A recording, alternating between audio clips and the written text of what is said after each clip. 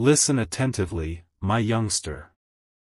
There are times in life when wisdom urges you to slow down, look closely, and pay attention to what your heart has been trying to tell you, so don't rush this moment. You are not to be alarmed by this message. It is intended to serve as a reminder that wisdom and love must coexist. Someone in your immediate vicinity might not have the best of intentions. It may be a lady you know, someone you work with, a member of your family, someone you trust, or just someone whose presence has recently made you feel uneasy. Don't accuse right away. Don't start to suspect everyone. However, don't disregard trends either. Resentment can occasionally be concealed by a grin. Kind comments can occasionally be manipulative. Sometimes someone can seem encouraging while subtly sowing doubt, insecurity, envy, or misunderstanding. And for this reason, judgment is important. You've undoubtedly had times when things didn't feel quite right. Your tranquility vanished as a chat came to an end. Even if what someone said seemed harmless, it lingered in your memory for hours. You may have observed inconsistencies between someone's regular actions and their statements. Perhaps you said to yourself, "I'm probably overanalyzing this." You attempted to brush it off since you didn't want to pass judgment on anyone. It's lovely to want to see the positive aspects of individuals. However, sensible boundaries are still necessary for a good heart. Jesus instructed his disciples to be wise as serpents and innocent as doves. This implies that blindness is not a prerequisite for kindness. Ignoring wisdom does not equate to compassion. Allowing unrestricted access to your life is not what forgiveness entails. This is where a lot of folks get confused, so stay with me. Paranoia is not the same as discernment. You know that everyone is against you when you have paranoia. Calmly, discernment urges you to look at the fruit. Does this relationship regularly result in harmony, integrity, respect, and support? Or does it consistently lead to uncertainty, manipulation, guilt, secrecy, anxiety, and competition? According to Jesus, a tree can be identified by its fruit. Therefore, focus on the results of someone else's repeated actions rather than getting fixated on their ulterior intentions. Words have the power to persuade. It is more difficult to conceal patterns. Maybe someone keeps inquiring about your plans but never acknowledges your accomplishments. Maybe they say nice things to you, yet they bring negativity into your interactions all the time. Perhaps they boost your self-esteem one day while undermining it the next. Perhaps they put pressure on you to divulge information that makes you uncomfortable. Or maybe every time you attempt to establish a healthy distance, they make you feel bad. You should pay attention to these items. Not fear.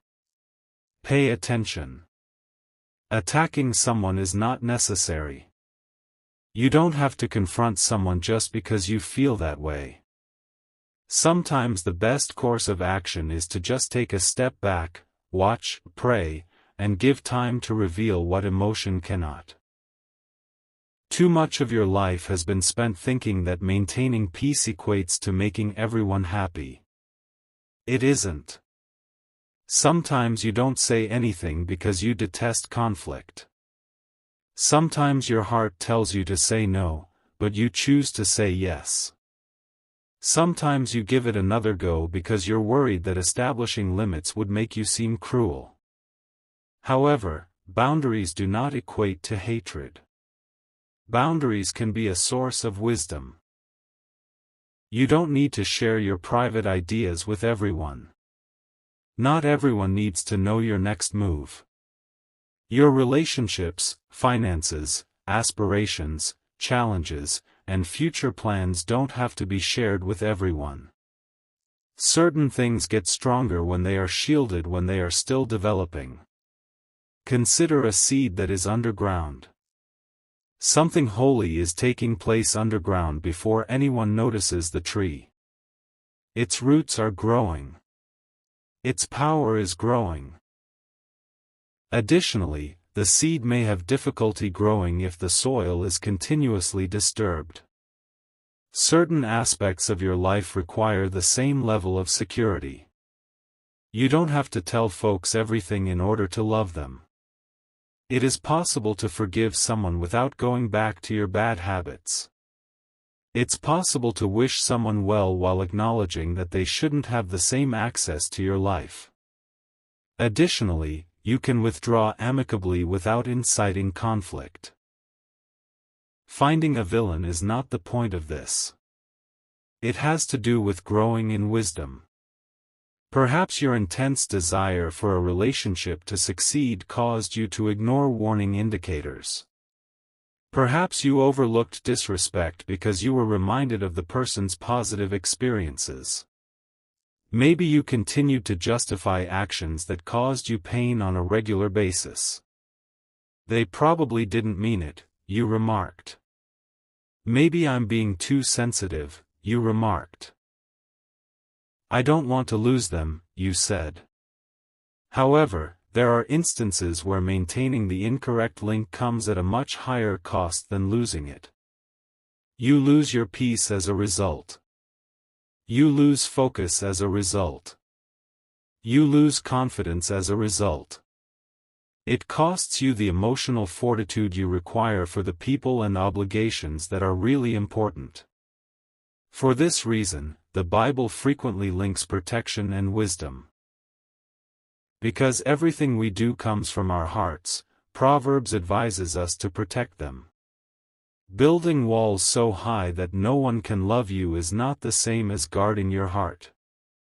It entails figuring out who is worthy of a door. Additionally, you are not required to make every choice today.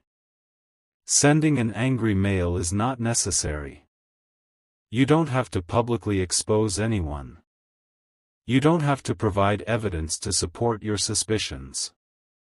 Stay still. Observe. Pay attention. Say a prayer. Allow consistency to show the character. Seldom does truth require your fear to endure.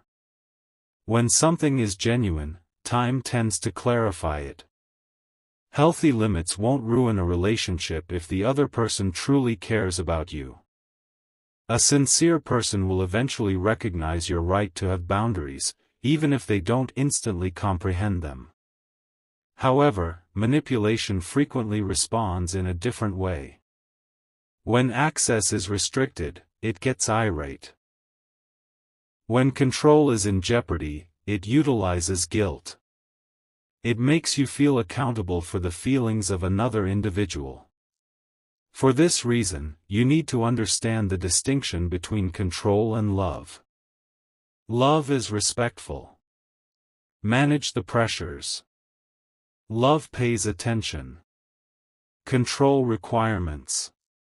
Love makes it possible for you to develop. As you gain strength, control becomes uncomfortable. Therefore, if you've been feeling puzzled, be deliberate rather than jumping to conclusions. Keep your peace.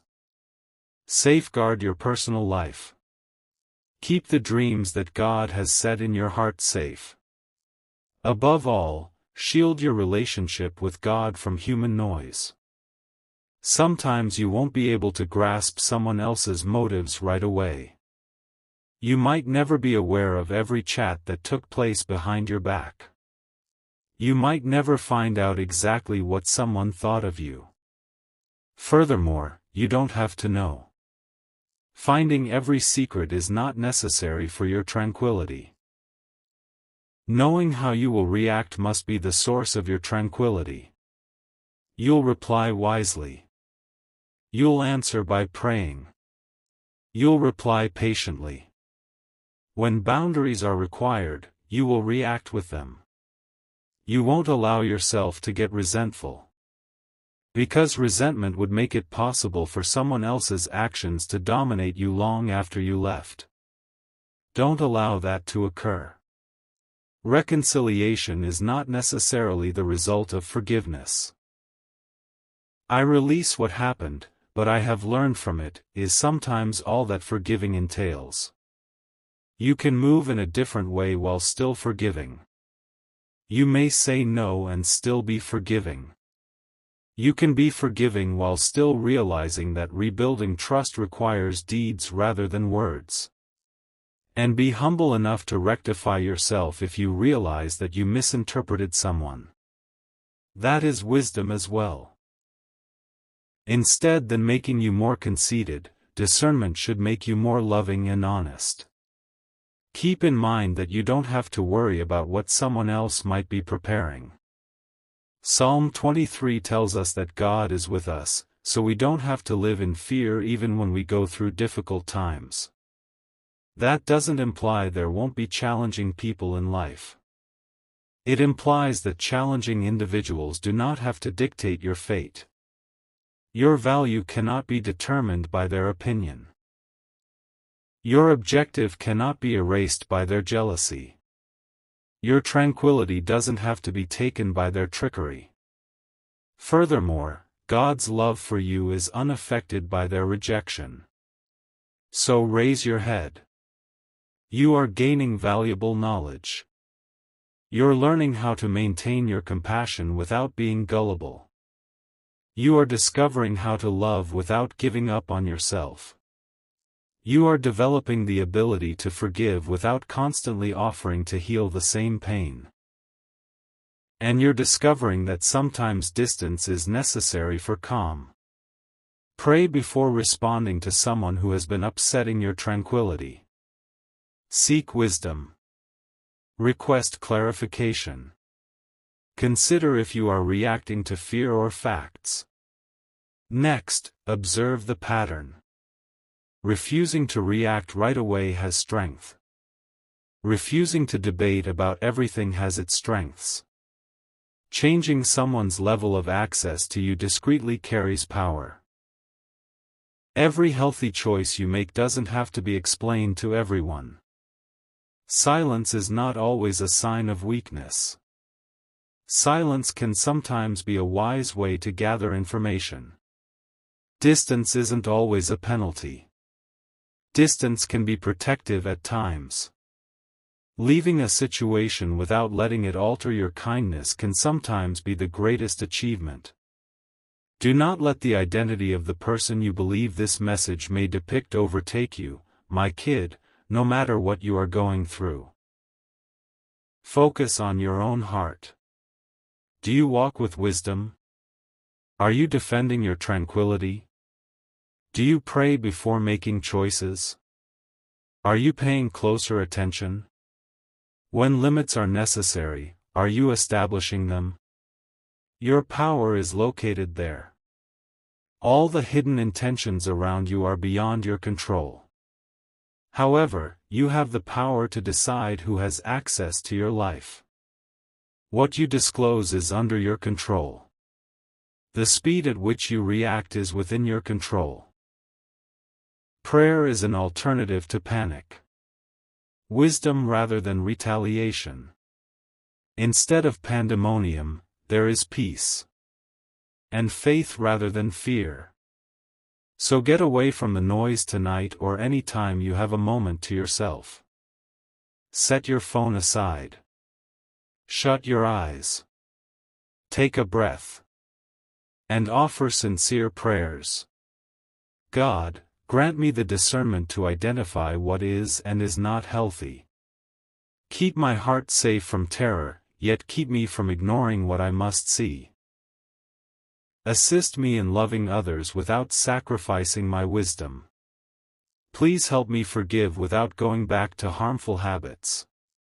Give me the bravery to set limits, humility when I make mistakes, and serenity when I have to let go. Lead me to the truth. Then take your time. It's not necessary to fix every problem at once. An entire season can be turned around with a single smart choice. Peace can be restored with just one border. A mind that has been troubled for weeks can be soothed with only one sincere prayer. You are not expected to live a questionable life. You are being called to live a prudent life. No one is calling you to detest them. You are called to protect what is important. Furthermore, you are not being asked to be afraid of what might occur. This serves as a reminder that you can receive insight from God for whatever happens next. Continue to be kind. Continue to pray. Be vigilant.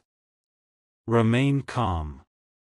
And keep in mind that the wisdom that God gives you during this time may serve as a shield for years to come. Put, "I choose wisdom and peace," in the comments if this message inspired you. Give this message to someone who could be in need of encouragement right now, and subscribe if you want to receive more inspirational messages that will fortify your heart, increase your wisdom, and serve as a constant reminder to continue walking with God.